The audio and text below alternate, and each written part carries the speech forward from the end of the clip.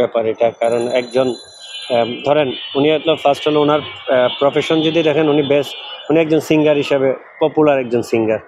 Second হচ্ছে হলো উনি এক্স ক্রিকেটার ছিলেন উনি, প্লাস হচ্ছে হলো উনি সবচেয়ে বড় বিষয় হলো এখন বর্তমান অবস্থা উনি ক্রিকেট বোর্ডের এক পরিচালক এই একটা বড় জায়গা থেকে, এবং ওনার সঙ্গে আমার সম্পর্ক অনেক ভালো সেই অনেক আগে থেকে, এই ধরেন ভাই, বড় ভাই, ছোট ভাইয়ের মতো।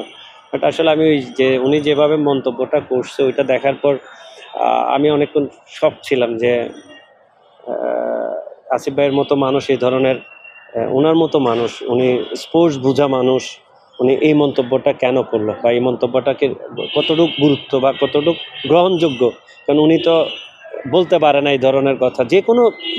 যে কোনো আপনার অর্গানাইজার বলেন, একজন প্লেয়ার বলেন, কেউ ক্রিকেটার বলেন, হকি প্লেয়ার বলেন, যেটাই বলেন, কেউ এই ধরনের মন্তব্য করতে পারে না।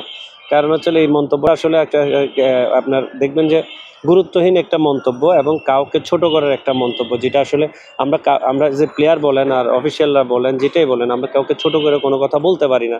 পদ্মা সেতু, মেট্রো রেল এবং এলিভেটেড এক্সপ্রেসওয়ে নির্মাণের গর্বিত অংশীদার বসুন্ধরা সিমেন্ট।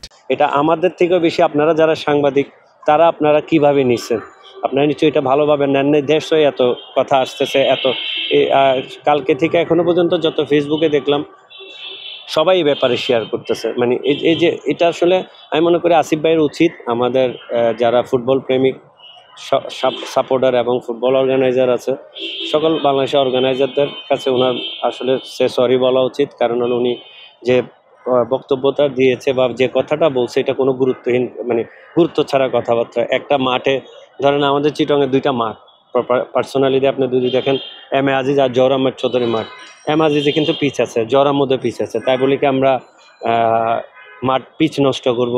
আমরা কোনোদিন পিচ নষ্ট করিনি, উল্টো আমরা পিচকে ছাড়া ট্রেনিং করছি। যখন খেলা চলবে তখন পিচটা ঢেকে দেন খেলা। কিন্তু আপনার দুইটাই স্টেডিয়াম থাকা সত্ত্বেও, ক্রিকেট স্টেডিয়াম থাকা সত্ত্বেও আপনি মাঝে কেন ক্রিকেট পিচ বসাবেন সেটাও কিন্তু আমরা বলি নাই। কেন সেটা আমরা আসলে চিন্তা করছি যে অর্গানাইজারদের ক্ষেত্রে জওহর আহমেদ যখন ক্রিকেট বোর্ডের আন্ডারে, এমআজিজ হলো চট্টগ্রাম জেলার আন্ডারে, তো সব কিছু মিলে আপনাকে একটা গেম আরেকটা গেমের সঙ্গে সম্পর্ক রেখে মাঠটা ইউজ করে, একটা মাঠে আমাদের স্টেডিয়ামে একটা মাঠে আপনার এনসিসির যতগুলি খেলা আছে সব খেলা ওই মাঠে হয়। তো আপনাকে ওইটা ভিত্তি করে ওইটা চিন্তা করে কথা বলে। এখন কুমিল্লা মাঠে বাংলাদেশের 64 জেলার মধ্যে 4টা জেলায় শুধু ফুটবল খেলার ভেন্যু আছে।